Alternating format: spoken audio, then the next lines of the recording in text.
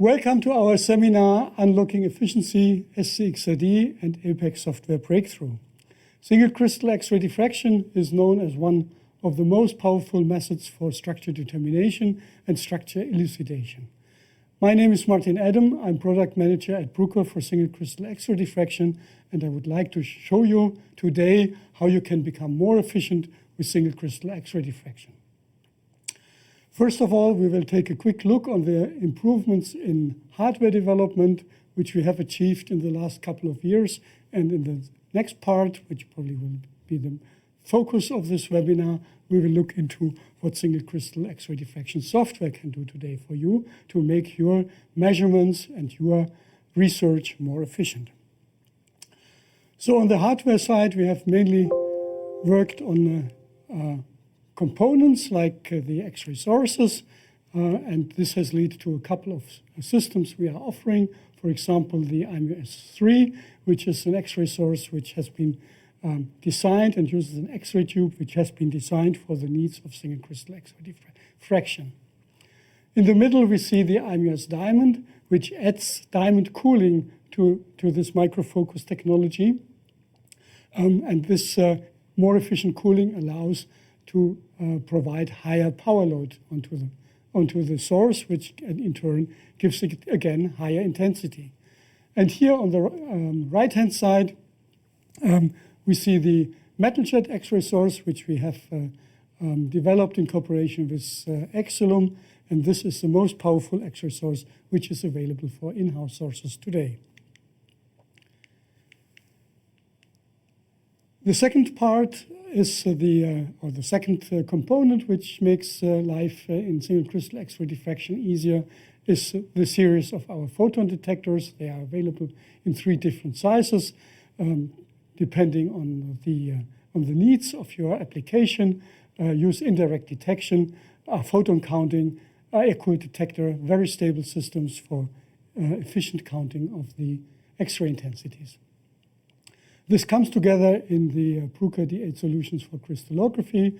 On the left-hand side, we see the D8 Quest Eco, which is an entry-level floor-standing instrument, which provides you with a lot of functionality to answer many of the questions your samples will bring. And in the center, we see the D8 Quest, which is a system which we are using for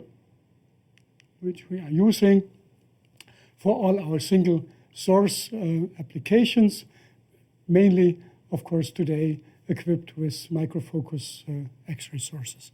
And on the right-hand side, we have the D8 Venture, which is used for dual source applications. I will show you that in a second.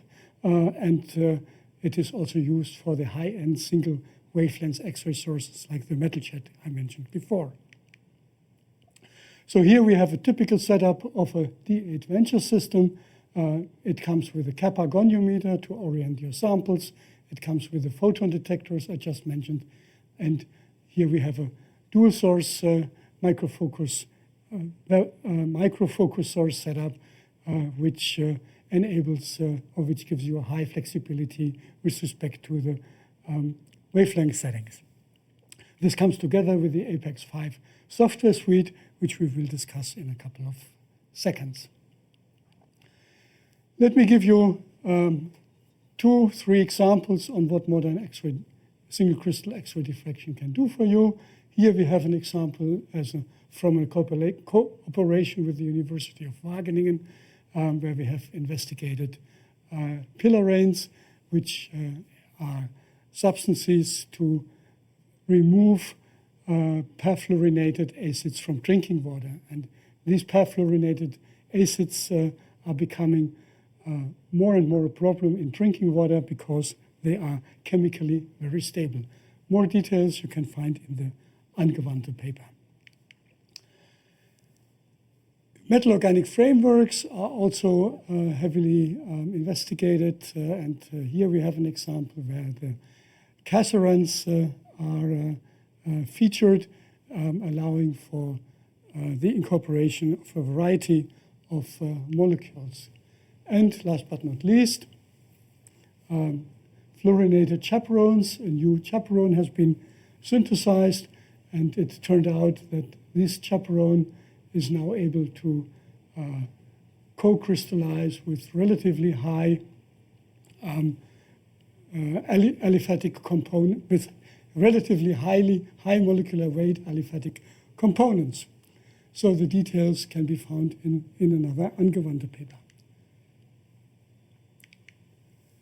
Okay, after this short overview on single crystal applications, I would like to put the focus on the software part of this seminar.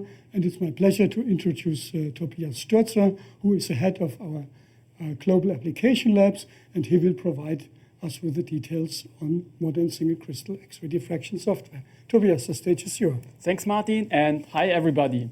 So, as Martin nicely showed, single crystal diffraction nowadays is no more a method only reserved for experts, but it's a very easy to use, intuitive, stable, and reliable method to determine the 3D atomic structure of your compounds. And since this method is now way more routine as it was before, it also puts different and higher demands on software. So just having the crystallographic functionality is not enough anymore. The software has to be intuitive, it has to be fast, it has to be automated, and of course, it has to provide a proper data and sample management. And this is what we want to talk about here as the first point: sample management and data handling. And this is where Sirrus comes into the game. Sirrus is our web-based sample submission and results dissemination service that will be introduced with the next Apex 5 release. So what is it? It is an online service where the user can register his sample, provide all the information without having to write it down on a paper, and this is then automatically sent to the operator of the instrument, so he has a list with all his open samples. If he wants to work on your sample, he can import all the data into Apex and then directly start working on the sample without copying any data from a piece of paper. I always think it's the best way to demo things by showing it in reality. So, Martin, do you have a sample you want to measure today? By chance, I have one, so please. Excellent. Great. So then I would suggest you register your sample online with Sirrus, and I walk over to the application laboratory, and then we'll work on it. Sounds like a plan.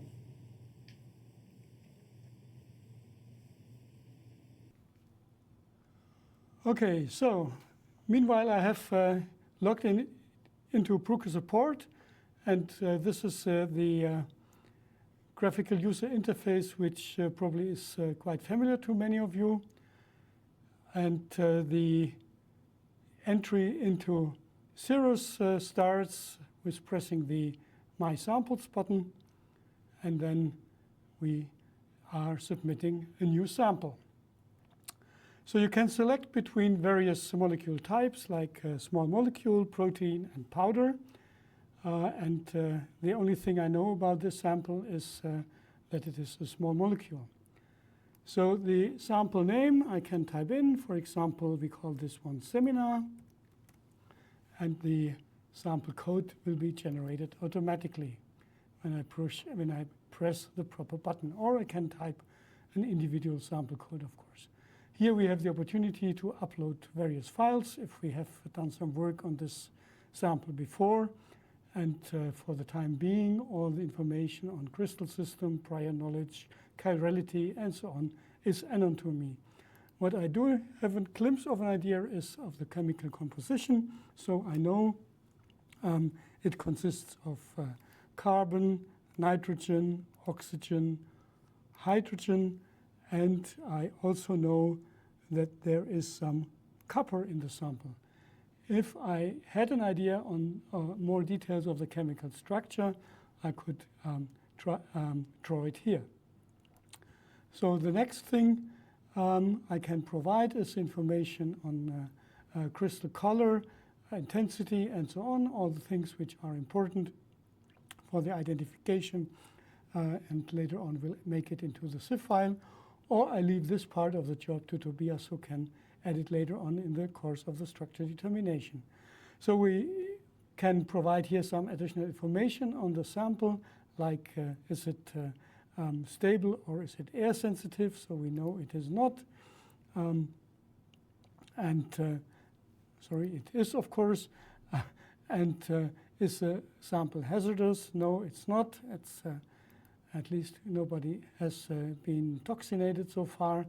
And of course, we want to have the full experiment running. Here, if you have some upfront knowledge on the structure, you can either provide it, and you can also check here if the structure is known. We will not use it here. For the time being, we will ask for a room temperature measurement, and we will leave the decision on which wavelengths to use to the operator. There's no special experimental request, and since this is our seminar training example, of course, it has the highest possible priority. If I press now the send button, that goes over to Tobias. So here we see a quick summary of all the information I provided. If I press now the submit button, it's really in Tobias's inbox. Okay, as a user, Martin now registered his sample, and I, as an operator, want to import that sample now into my Apex instance. For that, I click here on Sirrus, Sample Submission Service. That opens the Sirrus interface. And I see here the new sample, seminar. I click it. I see here a little bit of information. I would see the structure if that would have been provided. And I click here on import. I get the import dialog. And I click here on import sample. The sample is now imported to my Apex instance. And I click on close. So now I'm working on this sample Martin provided and can continue from here. So the project was now imported from Sirrus into Apex. We start here with the empty project, and I click now on the full automation structure now. This connects to the instrument and loads the information we provided via Sirrus. In this case, it is only the composition. I already put the crystal on. The automatic goniometer head is mounted, so I have to center the crystal. So that's the first direction. And then it turns 180 degree, no, 90 degree. And I click here again.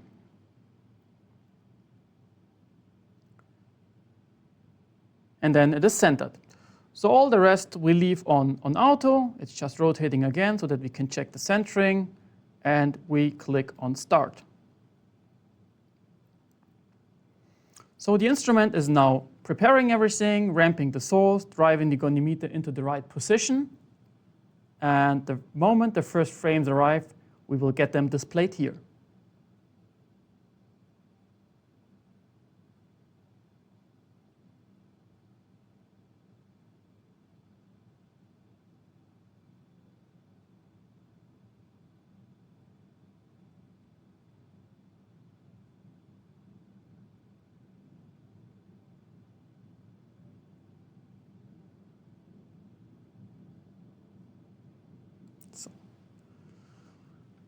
So these are already the first 15 frames of the experiment. It's collecting with 0.5 seconds per degree. So you can right away see that this is a nice sample. The mosaicity was already determined. It is a monoclinic P-centered cell. It's doing the database search at the moment. We have here 14 hits, which we could display if we want.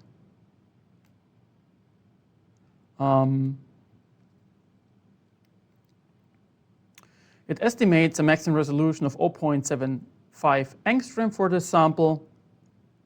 It's now already integrating and scaling and getting the structure solution. And this is the preliminary solution of our structure after 60 seconds. And for this being a room temperature measurement, this looks already very, very good. And the R int is already 7%, and the R1 is already 9 point something.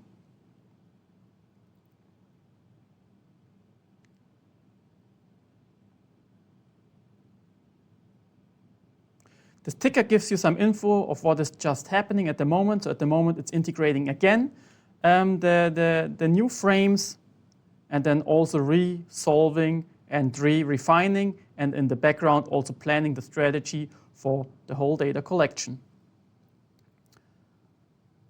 Up here you have different tabs where you can check what's happening. So you will see it will collect to do the whole data collection with 0.4 seconds per frame. So the whole data collection will only take a couple of minutes. Here you can inspect the structure again, and while this is running, it would show you the improvement of the most important quality criteria: residual flag, multiplicity, completeness, rint, and so on and so on, and continuously update the structure so that you see how this further improves. If everything is done,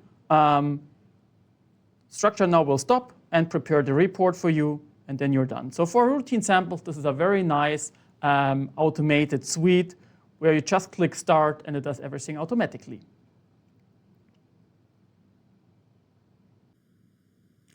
Okay, now I want to upload the results to Sirrus and notify the sample provider. So we click in Apex again on Sirrus, sample, submission, service. Yes, I want to save the sample. Then I go here to my sample, this one, seminar, and I click here on finalize and send. So then the software automatically looks for ZIF, res, ints, and so on files to upload. Here's a little sentence that the measurement was successful and will be submitted to the sample provider. You can add more files if you want or remove files, and then you just say send. And then close. Of course, you can have a look into Sirrus again, and then you will see that this sample is now completed, and you see here in the chat window, you do, with respect to this sample with the user, that all these files were provided. He can directly download, he can comment, and you can chat on the sample. So it makes it really convenient to exchange data and discuss results between sample provider and operator if required. Okay, in general, for modern single crystal diffraction software, it is of course important that it is not isolated, that it connects nicely to all the other programs and databases relevant in crystallography. And this is nicely realized here in Apex. For us as crystallographers, it is of course important if the sample is new or not. And you can click here again in Determine Unit Cell on Search and have here now the implementation of an Apex internal database, a file-based database, the CSD, the COD, and also the ICSD. So what you see here now is that we have measured on the sample several times already within Apex. There's also a folder where this data is in, and we also have here the uplink to the CSD entry. And if we click that, it connects to the CCTC webpage, and we can directly see if the internet connection is fast enough, whether that's the compound we are looking for. And indeed, that is exactly what we measured. So in this case, it wouldn't have been even necessary to measure it because it's already known. Another very nice feature in Apex is that you can link the program to any other external software. So you see here in my case, I have linked Mercury, Platon, Diamond, Shell-Exler. If you want to refine in OLEX, you can also link that here, Yana, Vesta. So by just drag and dropping the executable or the link into Apex, the link is created. And if you then click on this icon, it will start automatically the program with the required files, so you don't waste any more time to import and export files, which is more productive. We have now, just before, measured this copper compound in full automation, which worked really nicely for all these routine examples. But sometimes, if it gets more complicated, you have to interfere manually and work with the data yourself. And this is also nicely realized in Apex because it provides different layers of automation. You have here on the left side a clear workflow of the different functionalities you need, from indexing to reporting. And all these different functionalities provide several layers of automation. You can do it fully automated, as we've done before. You can do it fully or manual, or you can, whenever you want, click on a Finish button. It will run through the rest automatically. It is also very important that the user interface is intuitive, because not all crystallographers are experts yet. And here in Apex 5, we redesigned several plugins to make complicated topics like big data analysis or strategy calculation more easy to understand for beginners in this field. So let's just have a look at the strategy calculation. Connects to the instrument. Then you see here an empty interface because we haven't calculated a manual strategy yet. You enter here the resolution you want to measure to. The symmetry is entered automatically, and then you just click here on Auto Run. Then the strategy calculation is done automatically in interaction with the system, and you get a quite nice strategy which will measure your data set up to 100% completeness in 19 minutes. Of course, you have all the possibilities to manually change all these values. Another example would be the analysis of the data statistics. If you click on Determine Space Group, it automatically analyzes your input data in P1 first, so to give you an impression without any symmetry what the data would look like. Here a plot of the I over sigma. And then you would click Next, Next, Next to go through different pages of statistics. You can always say Finish to go through it automatically, but let's just click on Next. Here you get the tables and the graphs on the Brevet type, so the integral extinctions. Here the determination of the space group, which is obviously P21 over C in this case, with a graph here of the planes in the HKL and some tolerances you could change if you want. And then you click on Next, and you get here the statistics. For those of us who love tables like I do, you have all the numbers you want. For those who are more on the graphical side, you get here the plot of all these values, resolution dependent, and the most important values here, color coded for a quick view if everything is good or not. And maybe if we have time, we can also have a look into the refinement if you want to use our refinement plugin, so our integration of Shell XLab. Just need to load the right file. You see here the refined structure, the asymmetric unit. You can, of course, expand that you see the whole molecule. And from that, you can do whatever you want. You can even directly render videos or nice porphyry images.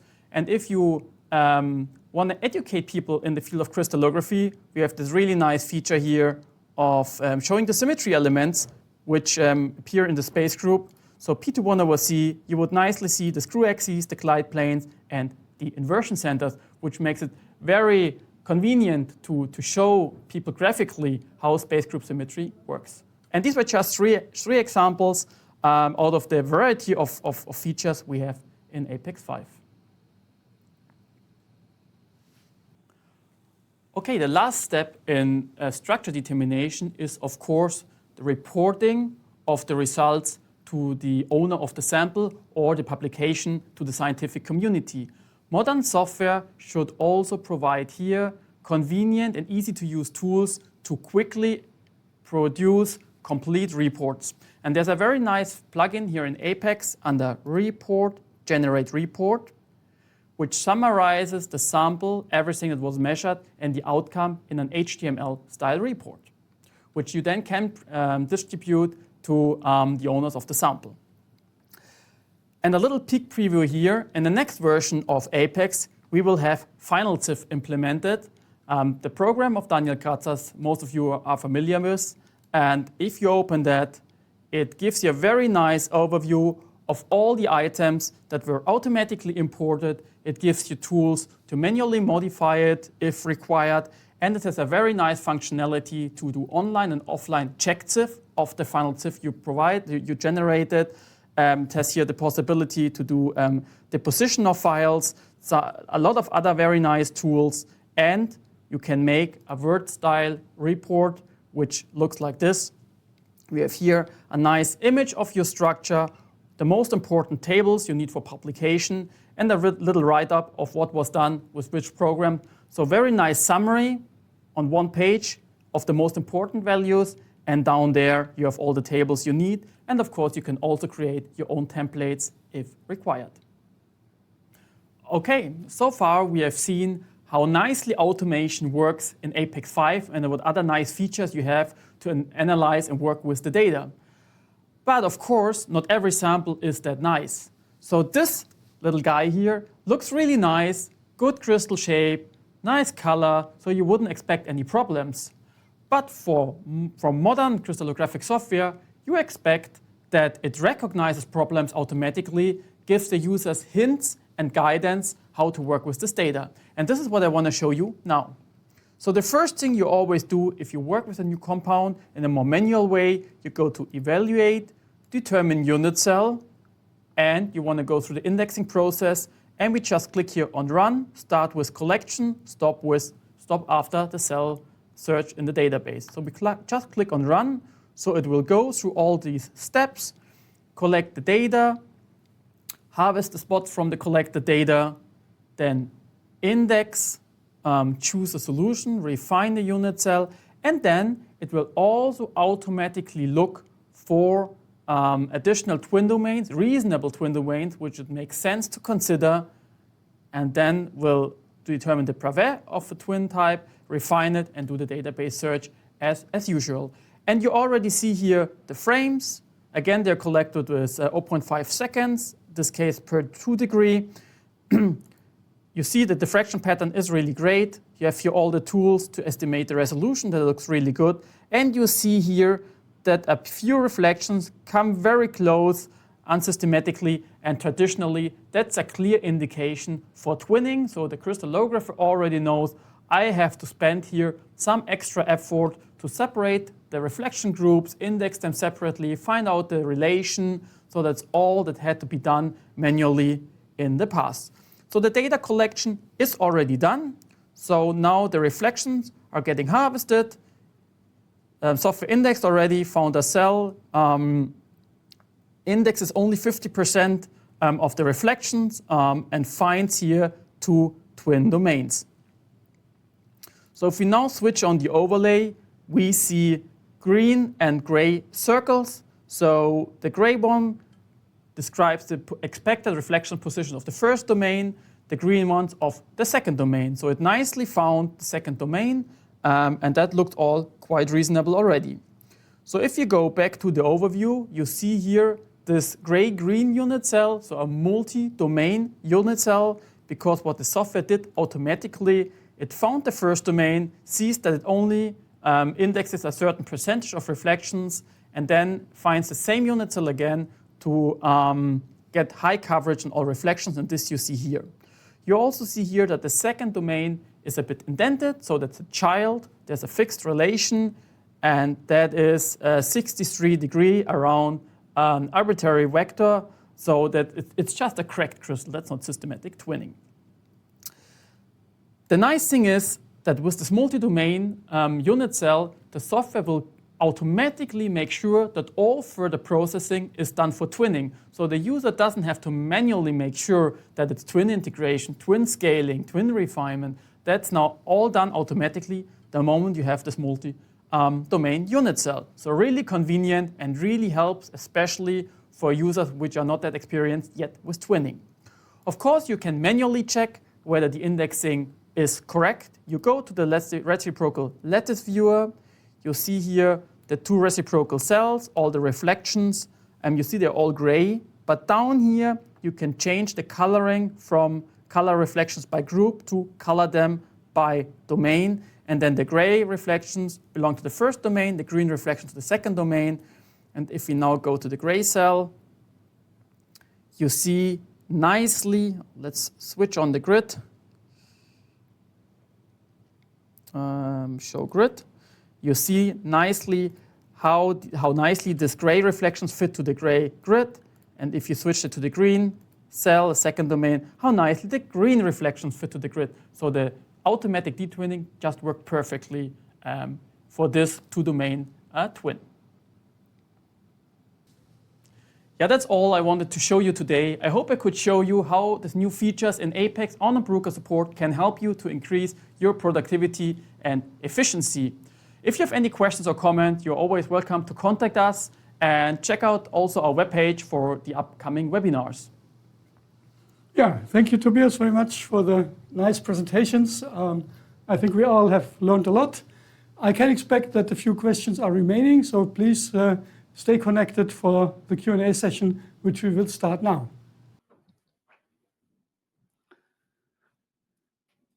Yeah, so meanwhile, we got a couple of questions through the chat window. Please continue using it. We can update this on the iPad here.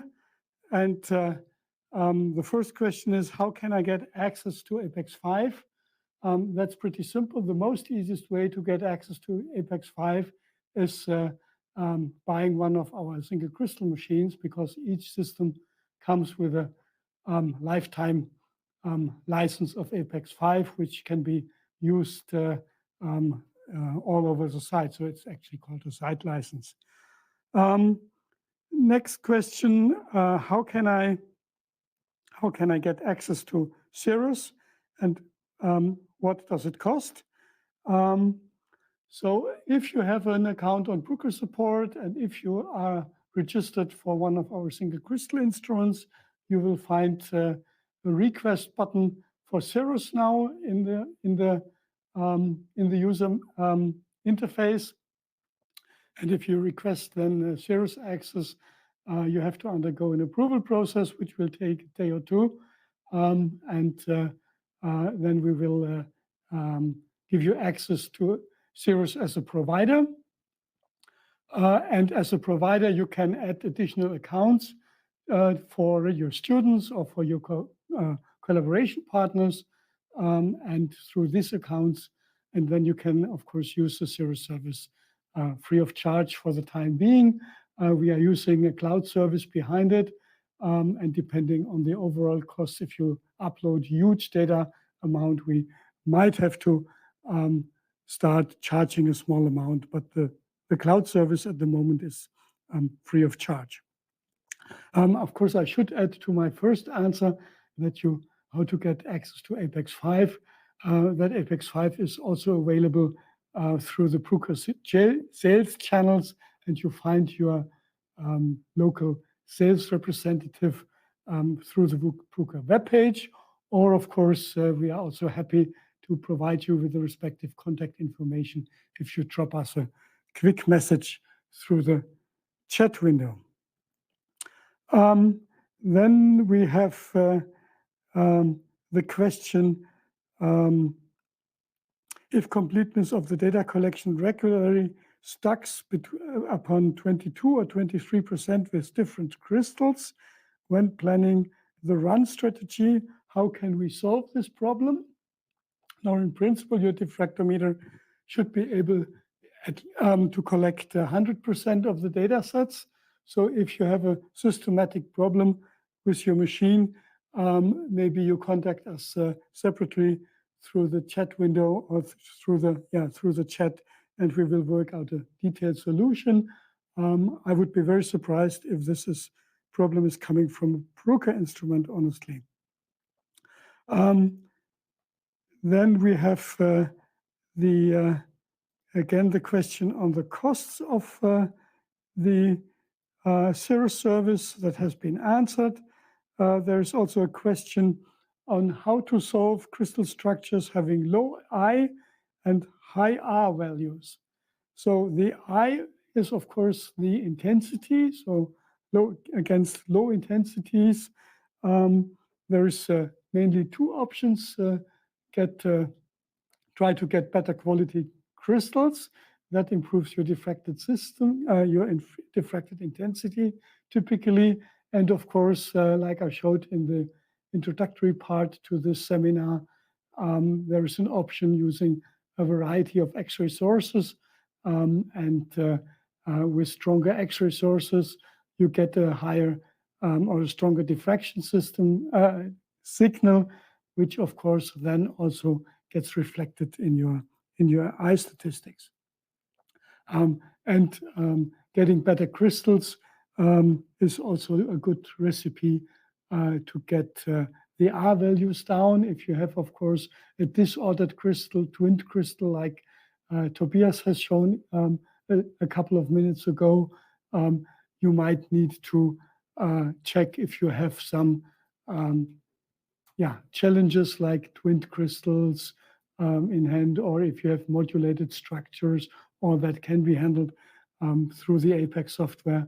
And we offer regular trainings to get you trained on these techniques.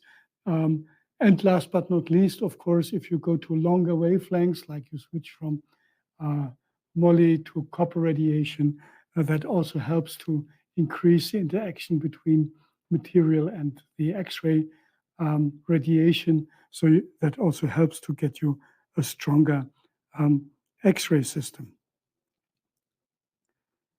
So the question now is, do you have the sample submission service in all countries? Yes, we do. And we have taken care that the data coming from our European customers, for example, are stored within the European Union. Data coming from the Americas are stored in America. So that should make it pretty compliant to all the data safety regulations which are in place at various places. How to solve if one crystallographic position has two or more elements. That's not so much a problem of the solving. Solving typically is easy, but of course you can assign various elements to the very same position, and then you can refine actually the occupancy factor.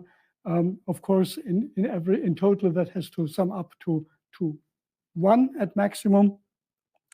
So you can refine this defect or this pathologic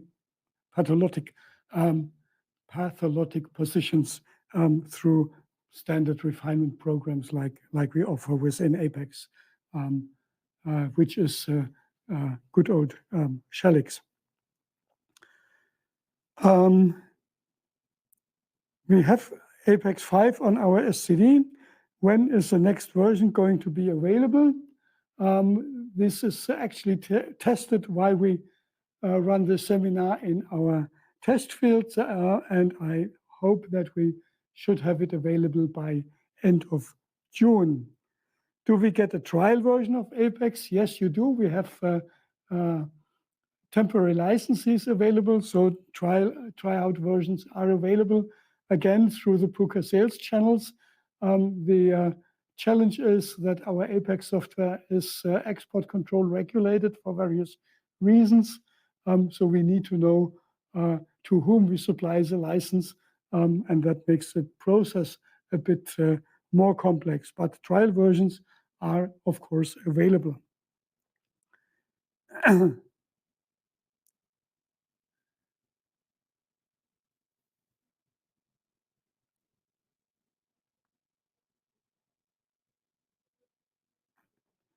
So what else do we see here?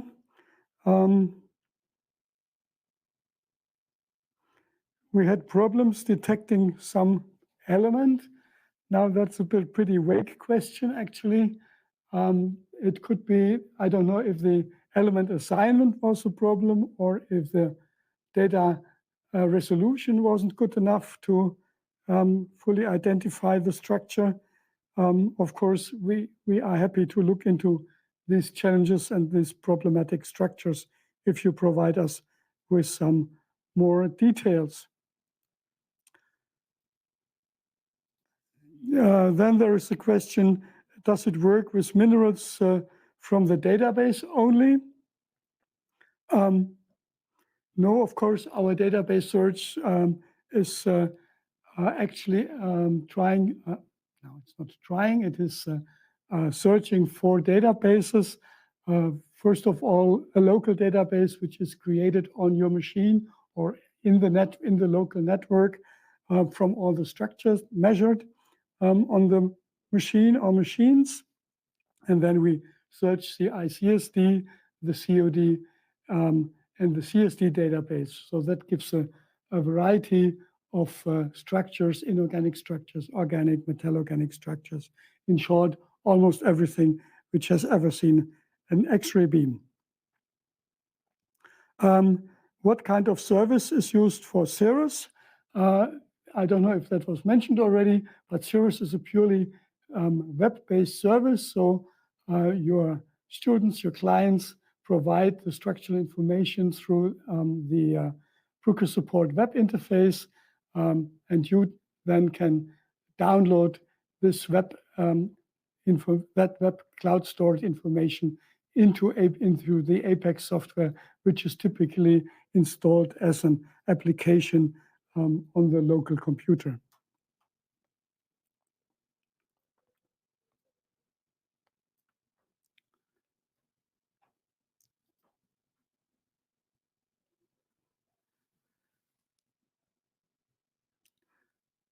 Yeah, we are not, it's not a Bruker cloud service we are using. It's actually Amazon which is working behind. So we comply to all the regulations and all restrictions Amazon is providing.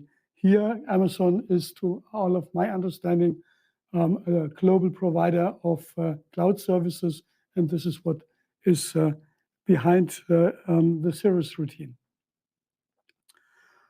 Okay, I think we are going to run out of time. And of course, please continue to provide questions or comments you have on this seminar into the chat window. I want to take the opportunity to also draw your attention to the next event in this series. And this is called Getting Started in Crystallography. This webinar will give you some tips and tricks on what to do and what not to do when you plan to use single crystal X-ray diffraction for your research. This webinar will take place in about a month from now. Registration is open through the Bruker webpage, pretty much like you registered to this one. It's scheduled for 19th of June. And we have attractive speakers again, and I can only encourage you and invite you cordially to join and to register for that event as well.